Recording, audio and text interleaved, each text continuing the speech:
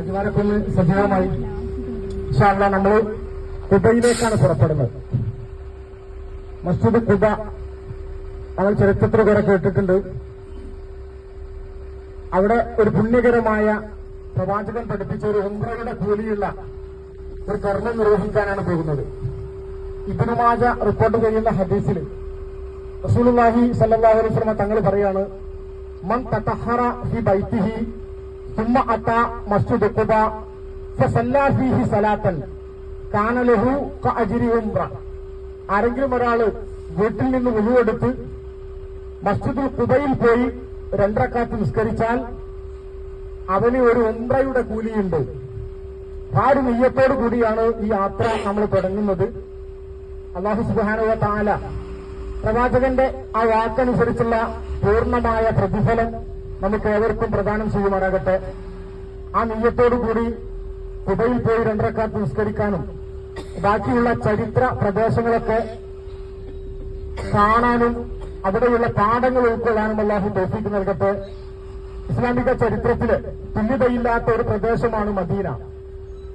10-12 വർഷക്കാലം പ്രവാചകൻ നേതൃത്വം കൊടുത്ത് ഒരു മദീന ഒരു പട്ടണം എങ്ങനെയായിരിക്കണം, ഒരു ഭരണം എങ്ങനെയായിരിക്കണം, ഒരു മനുഷ്യൻ എങ്ങനെയാണ് ജീവിക്കേണ്ടത് എന്നൊക്കെ ഖിയാമത്ത് നാൾ വരെയുള്ള ആളുകൾക്ക് ഉത്ബോധനം കൊടുത്ത ഒരു പ്രദേശത്തെക്കുറിച്ചാണ് അത് റൗളത്തുൽ മിൻ റിയാദിൽ ജന്ന, സ്വർഗത്തിലെ ഒരു തോപ്പാണ് എന്ന് പറഞ്ഞത്.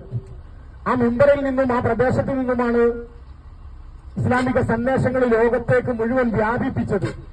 ആ വ്യാപനത്തിന്റെ ഭാഗമായിട്ടാണ് നമ്മളും ഈ ഇസ്ലാമിക സമൂഹത്തെക്കുറിച്ചും ഇസ്ലാമിക ആചാരങ്ങളെക്കുറിച്ചും വിശ്വാസങ്ങളെക്കുറിച്ചൊക്കെ പഠിച്ചു മനസ്സിലാക്കി ഈ സ്ഥലങ്ങളൊക്കെ സന്ദർശിക്കുന്നത്. അല്ലാഹുവിന്റെ ദൃഷ്ടാന്തങ്ങളുള്ള ഇസ്ലാമിക ചരിത്രം മഴവിറക്കുന്ന ഒരുപാട് പ്രദേശങ്ങൾ സന്ദർശിക്കുമ്പോൾ അവിടെ നിന്നൊക്കെ ഒരുപാട് പാഠങ്ങൾ നമ്മൾ ഉൾക്കൊള്ളേണ്ടതുണ്ട്. ഓരോ യാത്രകളും നമുക്ക് പുതിയ അനുഭവങ്ങളാണ്. ആ പുതിയ അനുഭവങ്ങൾ നമ്മുടെ ജീവിതത്തിൽ നല്ല മാറ്റങ്ങൾ ഉണ്ടാക്കണം. തീർച്ചയായിട്ടും ആ മാറ്റത്തിന് വേണ്ടിയുള്ള ഒരു പുറപ്പെടലാണ് നമ്മൾ നിർവഹിക്കുന്നത്. എല്ലാ ആളുകളും ഖുബയിൽ പോയി 2 റക്അത്ത് നിസ്കരിക്കുമ്പോ അവിടെ പ്രാർത്ഥിക്കുമ്പോഴൊക്കെ ഈ ഒരു നിയ്യത്ത് നമ്മുടെ മനസ്സിലുണ്ടാവണം. മസ്ജിദ് ഖുബ ചരിത്രത്തിൽ അത് രേഖപ്പെടുത്തി കിടക്കുന്നത് റസൂലുള്ളാഹി സ്വല്ലല്ലാഹു അലൈഹി വസല്ലം തങ്ങൾ മസ്ജിദുൽ ബൈഅ മിനയിൽ വെച്ച് ബൈഅ എന്ന പള്ളിയുടെ പരിസരത്ത് വെച്ച് ചെയ്ത ഉടമ്പടി പ്രകാരം നമ്മൾ കണ്ട സൗർ ഗുഹയുടെ പരിസരങ്ങളിൽ നിന്ന് 7 ദിവസത്തെ പ്രയാസമനുഭവിച്ചുകൊണ്ടുള്ള യാത്ര ഹിജറ അത് വന്നവസാനിപ്പിക്കുന്നത് നമ്മൾ ഇന്ന് പോകുന്ന ഖുബ മസ്ജിദിന്റെ പരിസരത്താണ്. അവിടെയാണ് റസൂലുള്ളാഹി സ്വല്ലല്ലാഹു അലൈഹി വസല്ലം തങ്ങളുടെ ഒട്ടകം മുട്ടുകുത്തിയത്.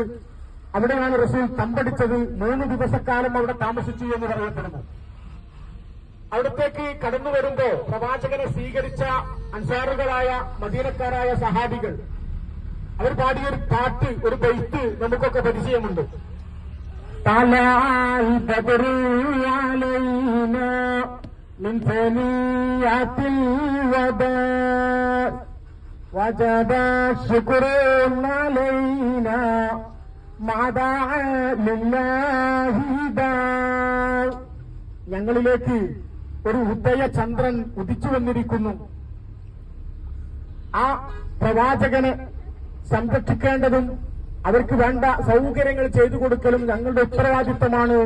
മാദാ ലില്ലാഹിദായി, അദ്ദേഹം അള്ളാഹുവിലേക്ക് ക്ഷണിക്കുന്ന കാലത്തോളം എന്ന് അഭിസംബോധനം ചെയ്തുകൊണ്ട് പാട്ടുപാടിക്കൊണ്ടാണ് ഖുബയുടെ പരിസരത്ത് വെച്ച് പ്രവാചകന് അതുപോലെ അബൂബക്കർ റളിയല്ലാഹു തആല അൻഹുവിനെയും അൻസാറുകളായ സഹാബികൾ സ്വീകരിച്ചത്.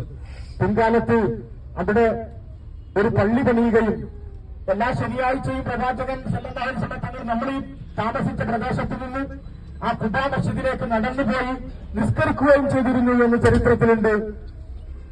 അങ്ങനെ പ്രവാചകൻ പറയുകയും പ്രവർത്തിക്കുകയും ചെയ്ത് വലിയ സുന്നത്തായി പഠിപ്പിച്ച ഒരു കർമ്മം നിർവഹിക്കാനാണ് നമ്മൾ പോകുന്നത്. അല്ലാഹു അനുഗ്രഹിക്കട്ടെ. അസ്സലാമു അലൈക്കും വറഹ്മത്തുള്ളാഹി.